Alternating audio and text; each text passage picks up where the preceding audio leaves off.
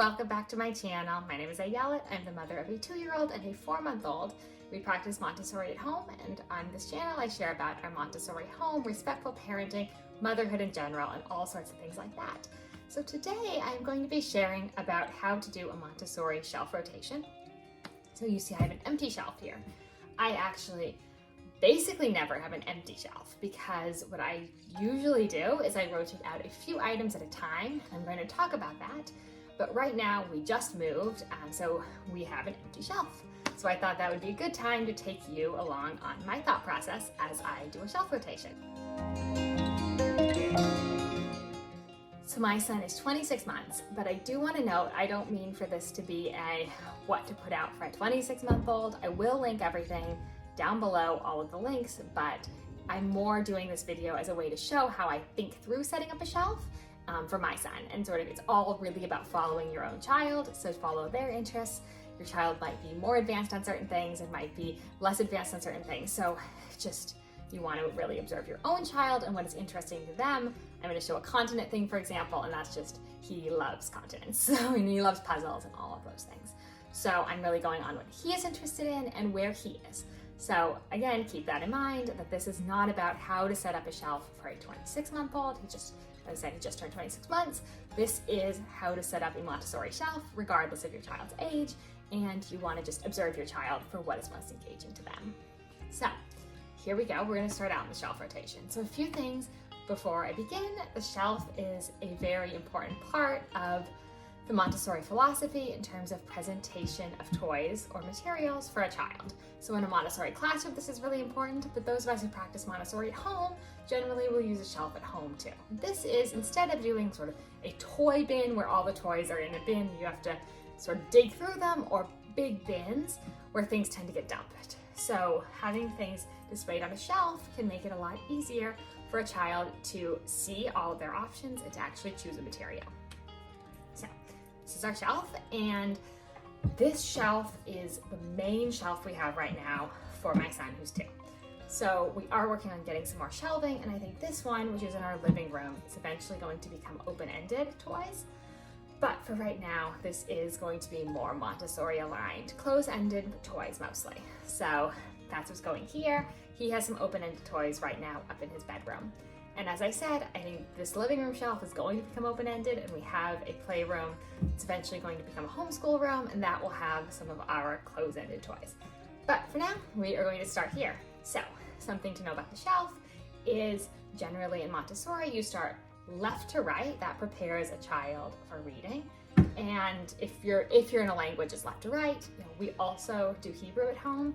So we still, English is our primary language, so we do left to right. But if Hebrew were your primary language, you would do right to left. So that shows up in a couple ways. That shows up both in how we present a material. So that, the basket in here would be on the left side if you're doing something that's going to transfer. And also presents in that we put the easiest materials here on the top left and the most challenging ones down here on the bottom right.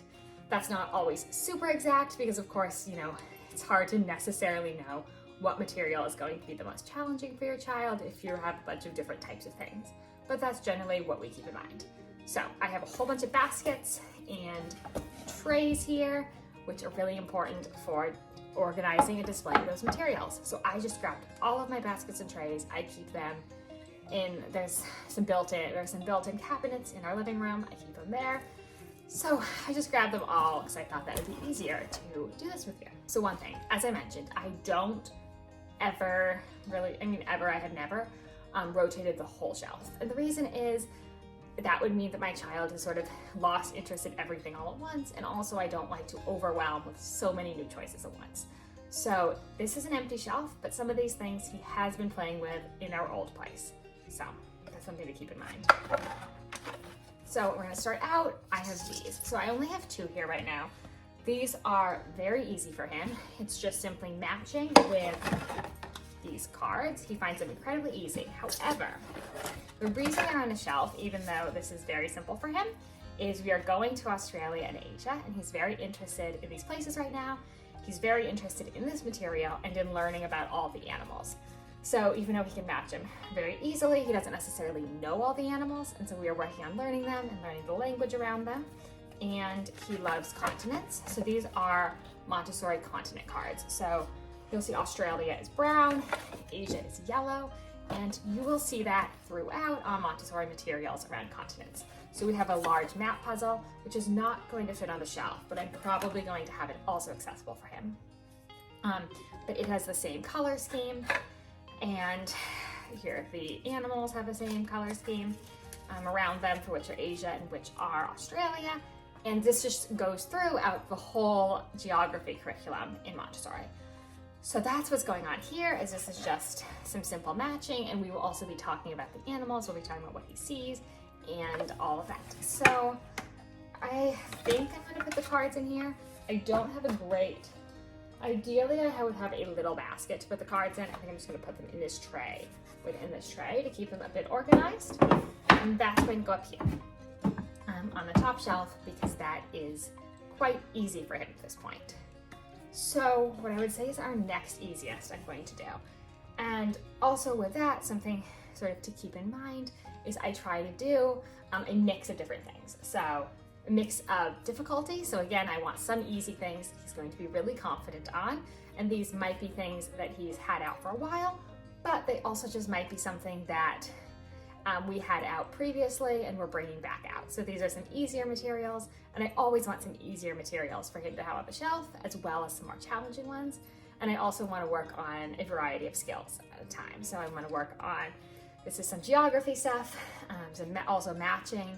We're also going to now, what I'm showing now is color matching. We're going to have some puzzles and some things like that. So there are a lot of different skills being worked on the shelf. I try to balance it as much as I can. So this one, what we have here is a color matching. So he is very, very confident with color matching. He has been doing color matching for at least 6 months now, very, very easily and well. But what's different here is tongs. I've struggled to get him really engaged and able to do this sort of movement, either in tongs or scissors or anything like that. It's something he's really struggled with, so I want to keep working on it. And as a result, I have these. So he loves color matching, and it's very simple for him, but the tongs make it far more challenging, and he's been working on them. He's been working on them a bit in the kitchen as well, and he is getting better at them, but they are still a challenge. So I have these out like that. What I'm going to do, let's see if it fits. I'm going to see if this basket fits in here. Not perfect, but it fits. So I've got this basket and these, and he'll take them out and put them on his mat. So what we're gonna do is we're just going to put all of these little pieces, and I'm gonna link all of these materials too in down below. This is from one of our favorite small companies brands. We love their stuff. So I have like this, and I'm going to put the tongs like that. And here we go. We're going to be going left to right, sorting in here. So again, that is my sort of next easiest, because he's very confident with color sorting and he's getting the tongs. They just still can be frustrating for him at times. So next up now, I am going to put out these. So my son is really into puzzles, and this puzzle is very simple for him. And I'm actually not sure if that would be easier or more challenging than this, but these puzzles are very simple for him. But the reason we have them out is we are working on letters. In fact, you know what? I'm actually gonna put them in the middle here, because I think they're quite simple. So we are working on just letter exposure, and these are the first ones generally introduced in Montessori, M, T, A, and S, and he is learning to match them, recognize them, and also learn the names and sounds. So I am not doing, so Montessori generally would just introduce the sounds first. Based on science of reading and what we know about reading now, I am introducing both the names and the sounds at the same time, and these have both capital and lowercase. So lowercase is what was also introduced first in Montessori. It's hard to find puzzles that use lowercase. Just in general, it's hard to find things for kids, which is really disappointing because you see so much more lowercase in everyday life than uppercase. So I found these that have lowercase. They're generally pretty good, mostly phonetic. I think X is xylophone, which isn't phonetic, but They are mostly phonetic, so that's not terrible. And we are working on these. So again, it's super easy for him to do the actual puzzle part.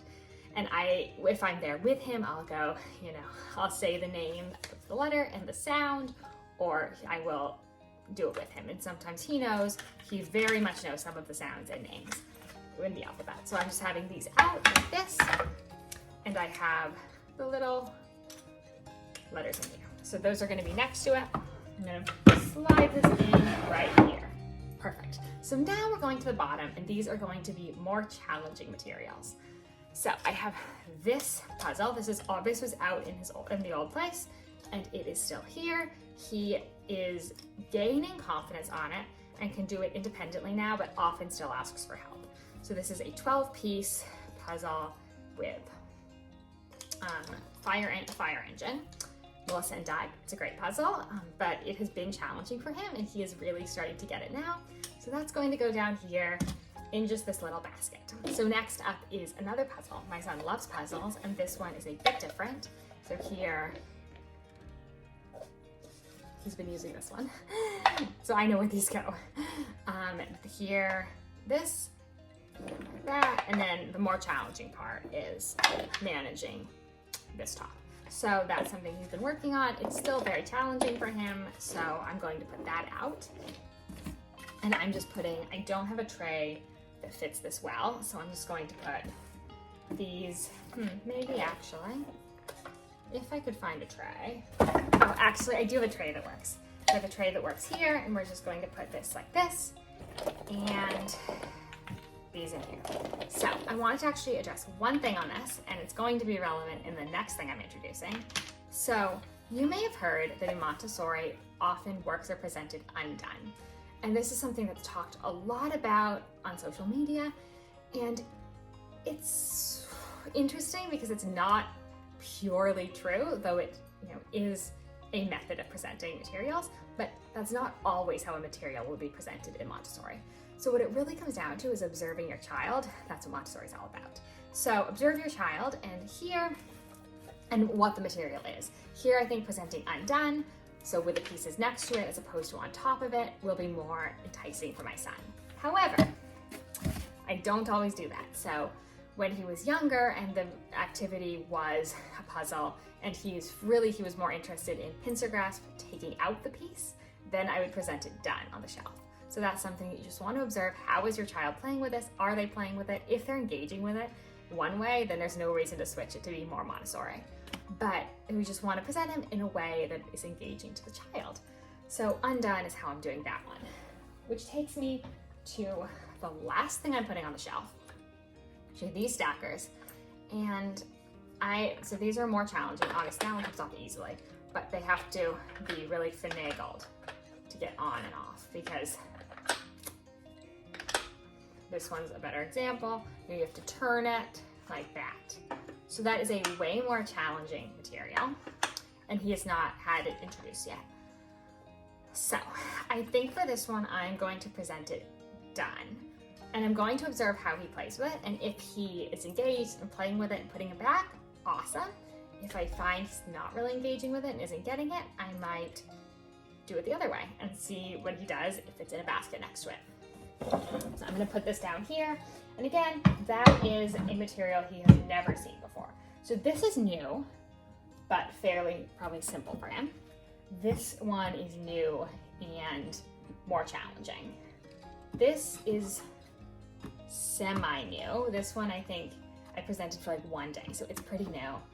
This has been out, and this has been out, and this has been out for a while. So that's a bit about what is out, what I'm doing with those things. So there were a few other things I considered putting out, I don't have room for. This elephant nesting puzzle he's been working on. I don't have room for it on the shelf right now. So I'm not putting it out this time. It'll probably come out next rotation. And then on top, I always put a basket of teethers. I have 2 children who appreciate those now, but particularly my younger daughter. So he comes and grabs them for her. And what else goes on top? My basket of balls. So I always just have a basket of balls on top, just to redirect throwing, to give him something to throw, for rolling, all sorts of things like that. And then the only other thing He's currently doing the puzzle right now. But I'm just going to take this puzzle. He loves this puzzle. I am going to just plop it over there next to the shelf. I'm not putting it in a special basket or anything like that because he knows the box, he's used to the box, he likes, he knows to go get it there when he wants to play with that one. So as I mentioned, I try to create a balance shelf that works on some different skills. So I mentioned at the beginning, I have color sorting, I have matching, I have puzzles, all sorts of things like that. You will notice I have quite a few puzzles. I have a puzzle next to the shelf, this puzzle, this puzzle. I'm to go get that, this puzzle. I do have quite a few puzzles. That's just because that is something my son loves. And I tried not to put puzzles that are like absolutely the same. This one and the puzzle on the side are similar. It's straightforward jigsaw puzzle, but he's not going to mix up the pieces. And that one, he just loves. So that one is not leaving. We generally did that one together, but now he does it alone a lot. Anyway, so that's just something to keep in mind. Again, mine is very puzzle heavy, but every child is going to be different on that. So that is our shelf tour. That is how I set up the shelf. I hope that's helpful in sort of thinking through how to set up a shelf in Montessori. Again, some things, just basic things, the open presentation where they can see all the things. You hope for it, it's engaging to your child and interesting to them, and that they're able to go and see it and make decisions. You want a mix of more challenging and easier materials. So that is our arrangement, and thank you so much for joining, and I hope this video was helpful. Drop any questions in the comments and subscribe for more about Montessori at home and all sorts of things like that. Thank you so much.